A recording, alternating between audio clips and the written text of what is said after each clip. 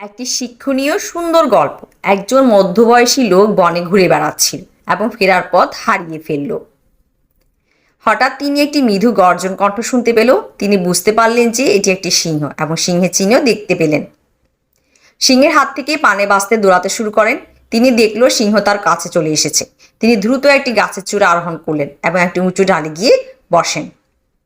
তিনি যে ঢালে বসলেন তার সমান্তরালে তিনি দেখতে পেলেন আরেকটি ডালে একটি ভাল্লুক ঘুমাচ্ছে। সিংহটি ভাল্লুককে লোকটিকে নিচে ছেড়ে দিতে বললেন, কারণ সে ক্ষুধার্ত ছিল। ভাল্লুক বিনীতভাবে উত্তর দিল, প্রিয় সিংহ, আমি দুঃখিত, আমি তা করতে পারবো না। লোকটি তার জীবন বাঁচাতে আমার গাছে আশ্রয় নিয়েছে, আমি তাকে মরতে দিতে পাই না। এ কথা শুনে লোকটি খুশি হলো। সিংহ কিছুক্ষণ চুপ করে রইল। তারপর লোকটিকে জিজ্ঞেস করলো, তুমি ভাল্লুকটিকে নিচে ঠেলে দাও, আমি তোমাকে ছেড়ে চলে যাব। লোকটি 1 মিনিটও চিন্তা না করে ভাল্লুকটিকে ধাক্কা দেওয়ার চেষ্টা করলো। যাই হোক, ভাল্লুকটি এতটাই চালাক ছিল যে সে অন্য একটি শাখায় নিজেকে ঝুলিয়ে রাখলো। সিংহ তাদের দেখে হেসে জায়গা ছেড়ে চলে গেল। গল্পের নৈতিক: মানুষের প্রয়োজনে তাদের সহযোগিতা করুন, আর যিনি সহযোগিতা পেয়েছেন তিনি তা মনে রাখুন।